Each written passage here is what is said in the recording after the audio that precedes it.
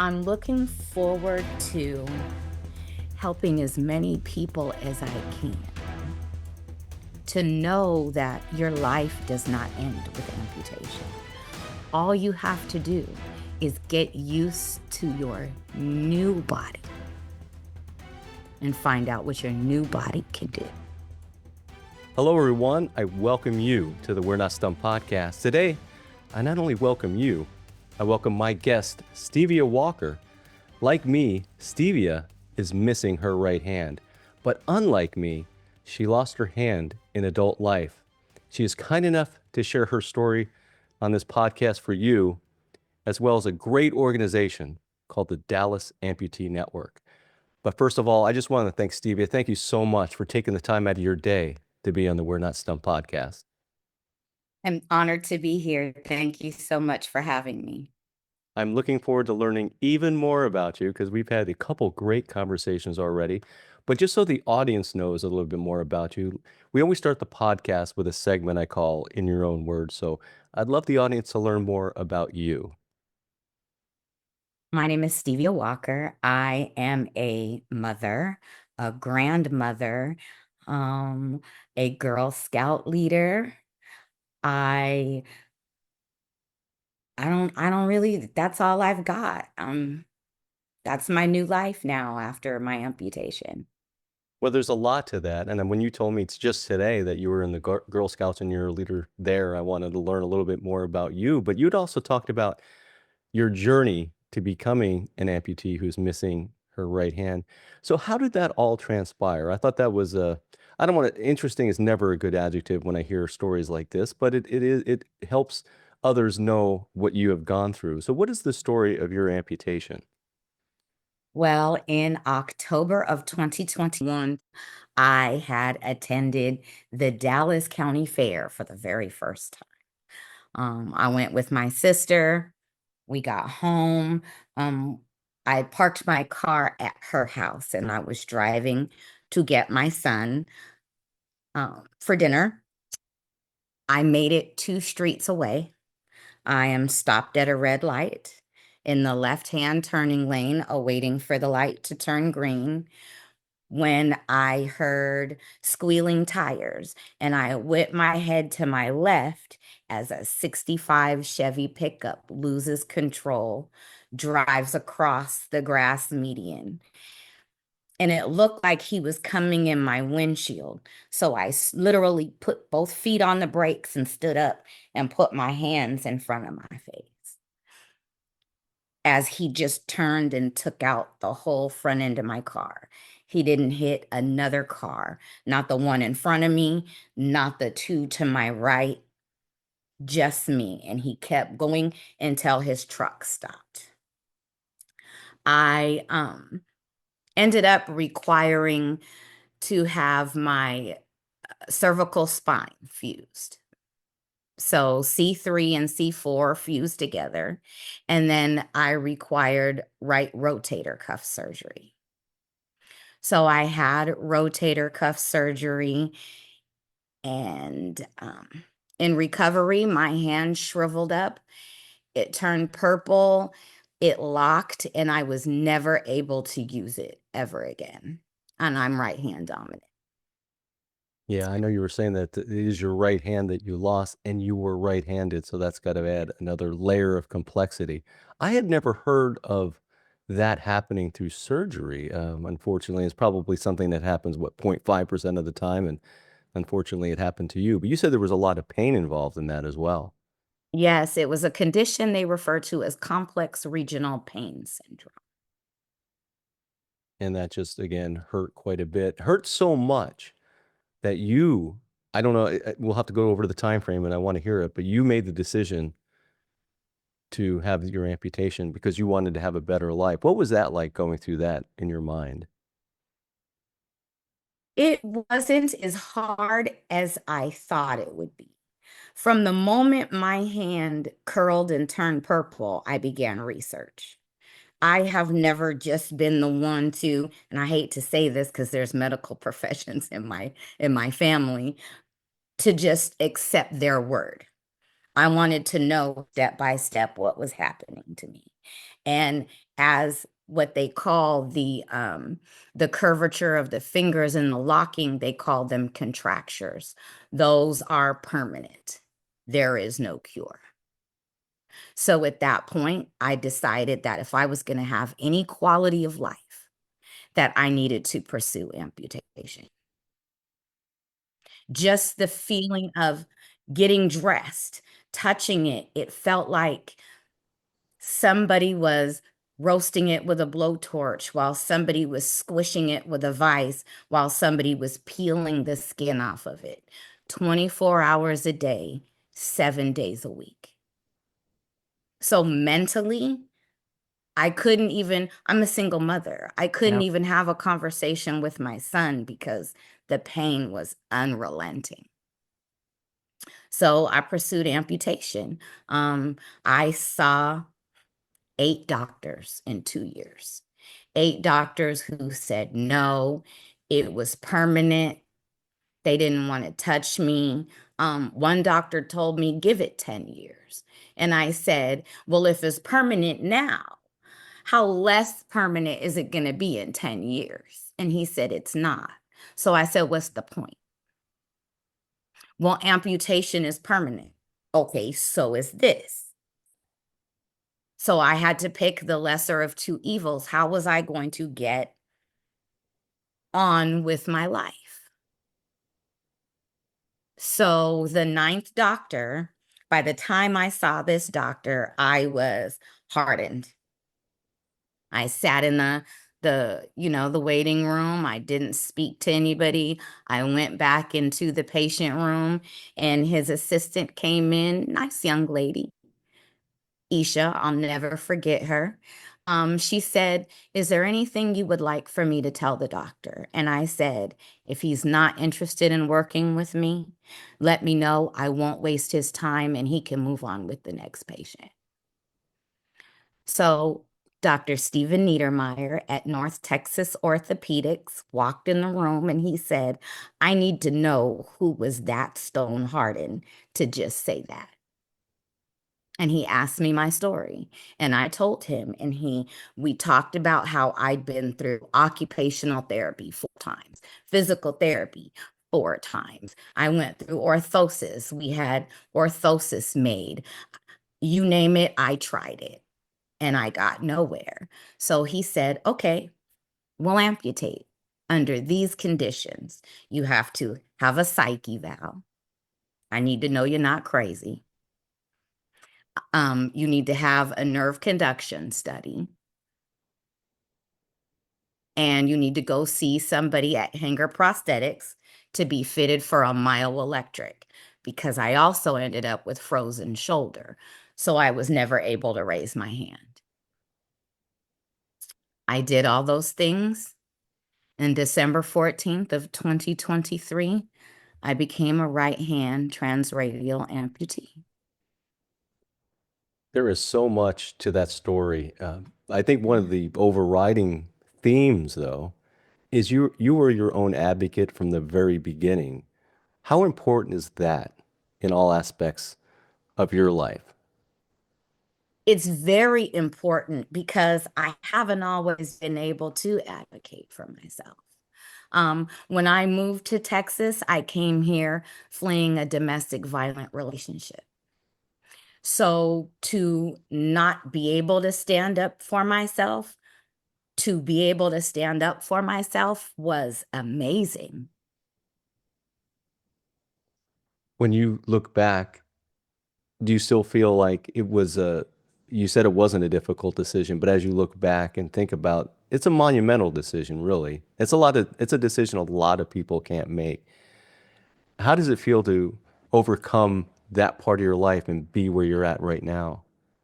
I feel so strong.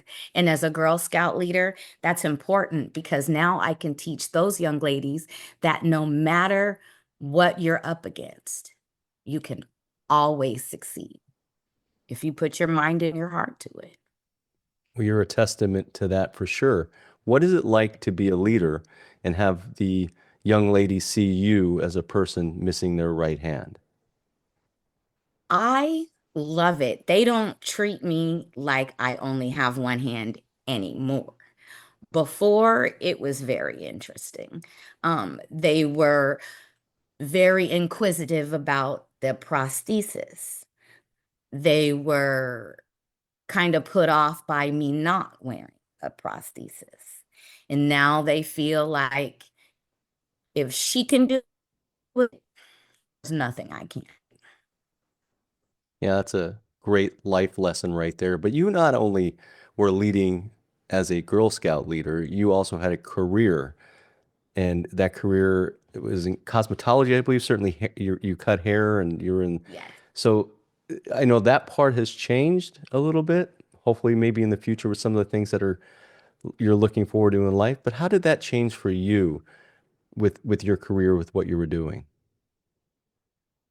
It has changed a lot. I went from being able to cut hair to not. And as a hairstylist, and I did that for nearly 25 years, that was my identity. But what really helped me was my son still needed a haircut. So I taught myself how to do clipper cuts with one hand. And he was my guinea pig. Maybe maybe kicking and screaming a little bit. No, I'm kidding, of course, but I'm sure you, Right. It's yeah, uneven. I'm sure you did a great job. But you had said something right there that I want to dive into a little bit more, losing your identity. And I think there's some people that are going through their own journeys right now that are probably going through that part as well. What are some of the things that you have learned that maybe you could share with people that are listening about that part of your journey? I learned that I tied my identity into my limbs way too much. I am not my right hand. I am not my left hand. Even if you took away all my limbs, I would still be the Stevia I am today. I'd still be funny. I'd still be loving. I'd still be courageous. I would still talk crazy to people. I would still be the same person, whether I had all four limbs or not. Wow, that is a fantastic perspective. And is that something that we're going to talk about the Dallas Amputee Network here in just a second, but as you meet other people, because I know that the Dallas Amputee Network has like a peer visitor group, as Mhm. you go out and meet people that are in through their own journeys, is that something that you also share, right? Because that was a very important thing to say. Thank you. What I tell them, that's part of it. But what really, really helped me to get past the loss of my hand was I wrote a letter to my hand. I wrote a letter thanking my hand for the 50 some odd years of holding my babies, of cutting hair, of helping dogs give birth, of rescue. I wrote a letter to my hand, but I also told my hand, how dare you turn on me? And now every time I go back and read that letter, I heal just a little bit more because I'm able to let it go. I'm able to grieve. What most people don't do is grieve that loss. It's still a loss. You still have to grieve it. You had the additional challenge, I think that's a good way to put it, of losing a hand, as that you said was it was your dominant hand. What Mhm. obstacles or what challenges has that presented to you as you learn to eat, let's say, or learn to do whatever you learn to do? How has that gone for you? It has gotten a whole lot better. Learning how to write with my left hand has been interesting. Um, my sister for Christmas bought me a one-hand cutting board and a rocking knife because I love to cook. But what can I do? And I spent a lot of time writing a list of the things I couldn't do anymore before it dawned on me that I needed to be making a list of the things I could still do. And there's things that I've done one-handed I would have never tried two-handed. When I went to the Amputee Coalition's conference last year in August, I went rock climbing. About 15 feet off the floor. I would have never done that with two hands. I'm not athletic. But you just challenged yourself. I just challenged myself, and I will continue to do that because as long as I'm here, it's not going to get the best of me. I'm going to Yeah. get the best of it. Well, I don't doubt that with you at all, but I'll tell you what, you just gave me I've never heard of a one-handed cutting board. So after we get off this podcast, I'm gonna have to learn a little bit about that. I'll tell you something I learned at Camp No Limits. I volunteered, and that's a great organization. I don't know if you have heard of Camp No Limits, but there are forks out there that have a knife's edge on one side because that's one thing that I mean I try to cut everything with my knife because it's just Mhm. easier than trying to hold it with a you know what I'm saying with two hands. Right. That's something I haven't even bought one of those yet. I need to go out and get one of those. So I need to look into that too. I That's know great. there's a lot to look into. I had Mhm. been to the I'd been to one amputee coalition event. It was a couple years, but it was in 2022, so it was a little sooner than yours that you went to. But what a great organization that is as well. Yes, yes. And it was through them that I found Dallas Amputee Network. No kidding. What is it like for you to go to an event like that? And I don't know, you said it was before the knowing about the Dallas Amputee Network, correct? No, I went to the event through Dallas Oh, Amputee oh, very Network, but good. it was through the Amputee Coalition, just looking on their page prior to me even having my hand amputated. Like I said, I did that research Yes, you and did. I looked into them and spoke to them even before I got my hand amputated. Were you, well, you said you went last year, so you'd already had your hand amputated. Because one Hmm. of the things when I talk to other people like us, I'm not going to say lonely, but let's face it, we go out and go grocery shopping. We're the only ones like us when we go out, right? When we're kind of on display, good or bad. And I can ask you about that in a second. But what is it like seeing others like you at a big event like that? It's actually amazing, but it made me look at people who have all their limbs very different. In what way? Um, And remember, there might be a Things couple of they them take listening, so for I'm kidding. granted. Okay. The things people take for granted. When you lose a piece of your body, you look at things differently. Yeah. Things that are minor, you don't really bother with them anymore. Whereas people who have all their limbs, they're concerned and consumed by How they look? less important things. Yeah. And I had kind of alluded to this already. What is it like for you to go out as grocery shopping is something, I'll just throw that out there, and be the only one like you are and know that kids innocently and others are going to be looking at you. You're going to be on display. What is that like for you? And then I hate to do a double barrel question, but what would your advice be to others that may be going through that as well? At first, it was really hard for me. People would look at me and I would say, "What are you looking at?" I'd be immediately become defensive. But then I realized they don't see anybody like me either. And then I have on a myoelectric arm. They only see that on television. So it just really changed how I looked at them. Now, if I'm not wearing my prosthesis, and I had a little girl yell out the other day, "Mom, what happened to her arm?" And I said, "Oh my God, have you seen it?" Now I'm just, I have to find humor in everything because if I don't, I'll be sad about everything. So try to So find I make a humor. joke, especially because I'll make a joke before you can make a joke. Oh, maybe not me. I got a few years on you. Right, right, I'm right. kidding with you, of course. How is the prosthetic journey going for you? Do you have your myoelectric arm, and where are you at in I that journey? I did for a time. It's been a journey because due to the CRPS, my residual limb shrinks faster than a normal person's. So the CRPS has severely deteriorated the muscle.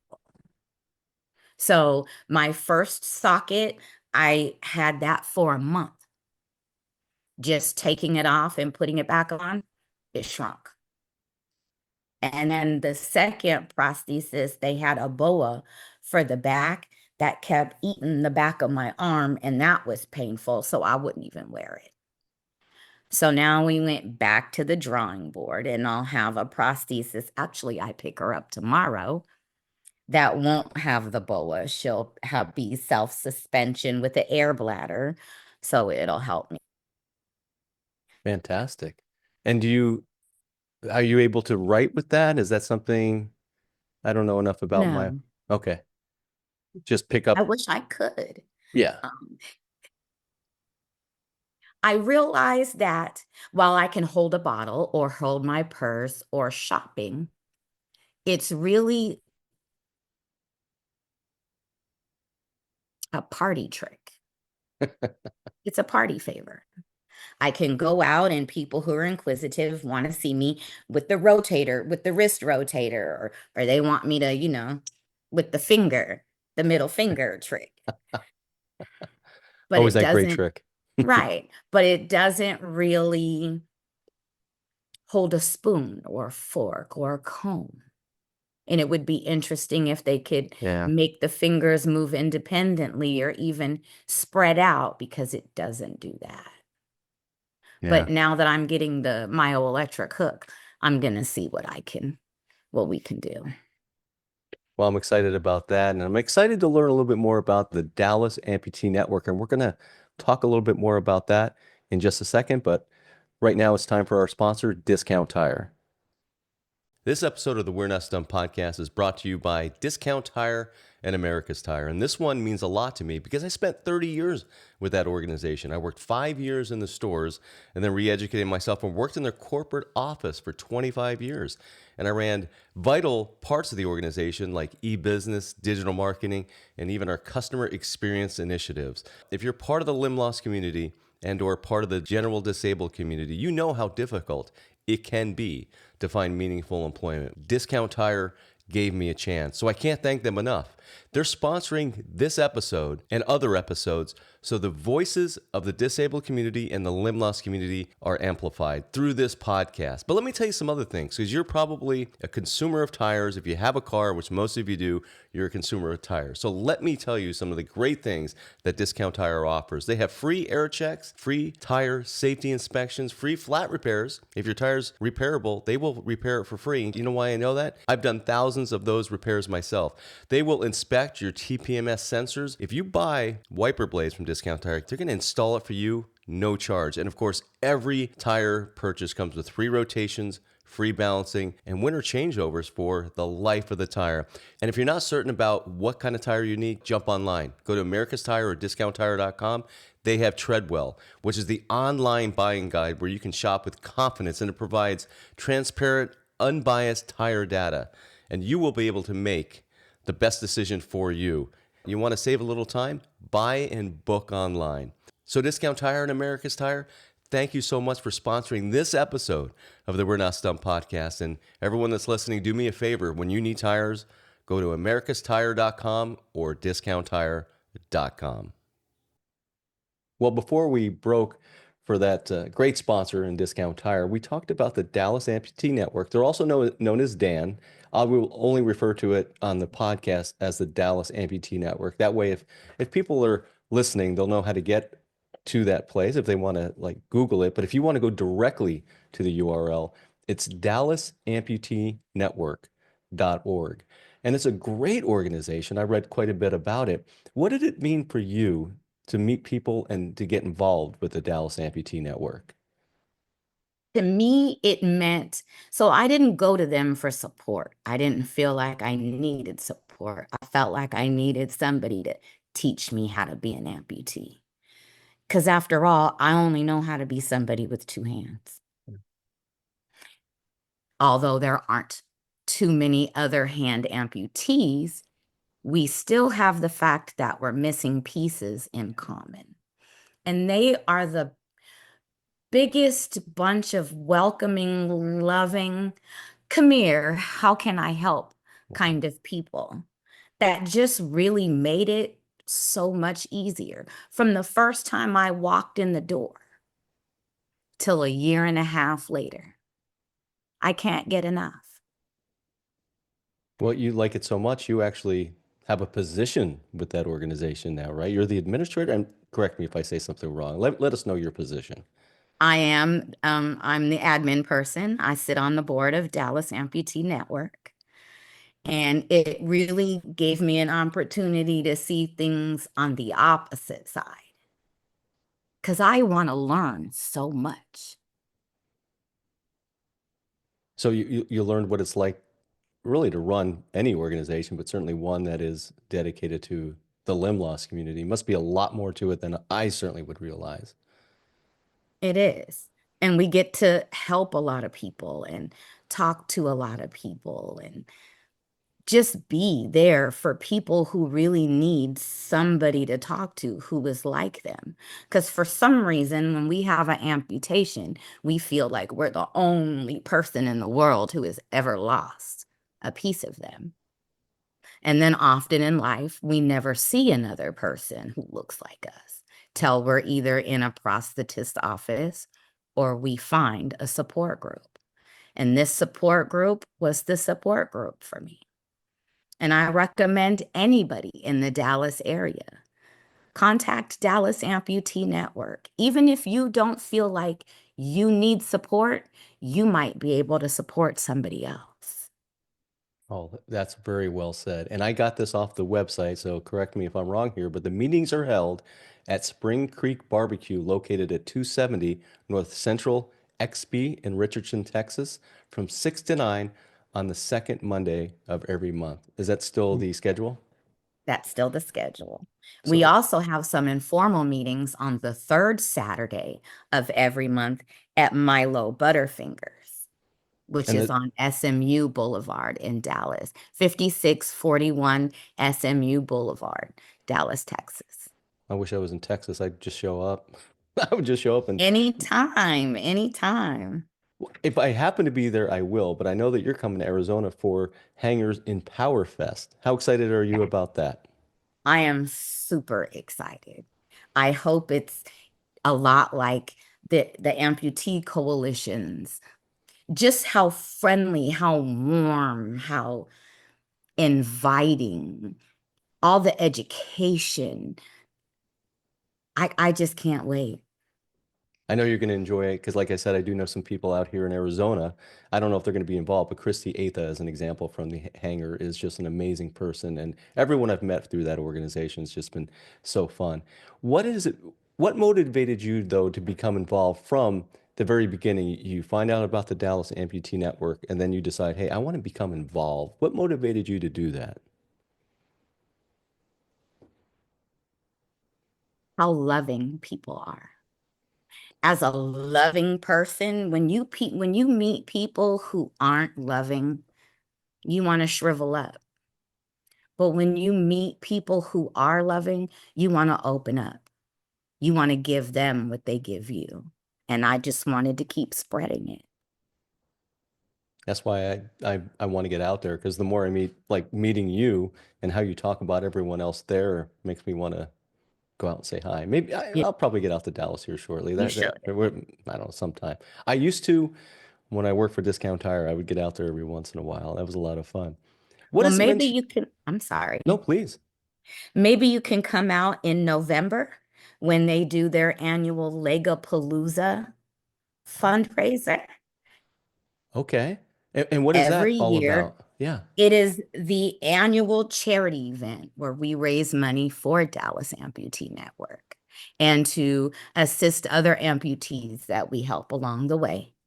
It, Um, yeah. What is the event? What does it entail? This is great. so, oh my gosh, there's all kinds of vendors that are specific for amputees.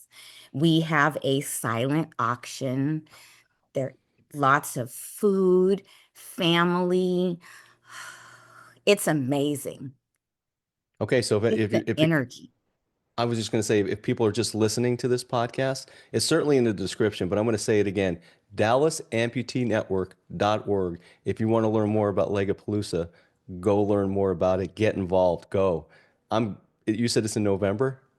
Yes, it is November 9th at noon at the Barley House, which is also on SMU Boulevard. It's 5612 SMU Boulevard, Dallas, Texas.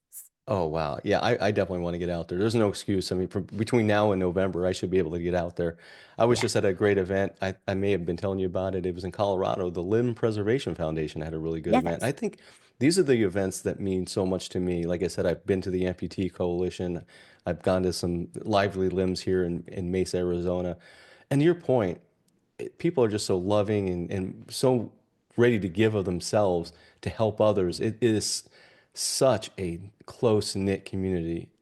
Yeah, Legapalooza, DallasAmputeeNetwork.org. So if you're listening to this podcast, want to learn more, I know I said it a second ago, but you got to say it 3 times so people remember. So DallasAmputeeNetwork.org.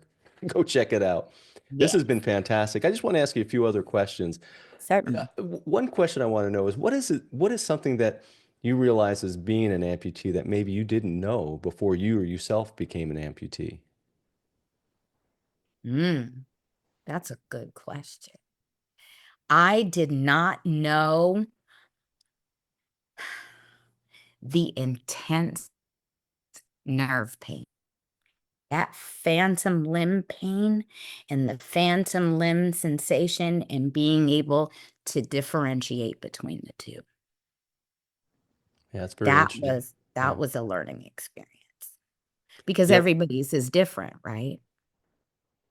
And I don't have that because I was never born with a hand. But what Mhm, I have, I'll get itches that I just cannot scratch. I mean, because mhm, there's still kind of nerve endings, but I'm very fortunate that I haven't gone through limb pain, phantom limb pain, because I know it's not an easy thing. mhm. Lastly, Stevia, first of all, thank you for your time. I can't tell you how much I've enjoyed this conversation. I mean, Thank you so much.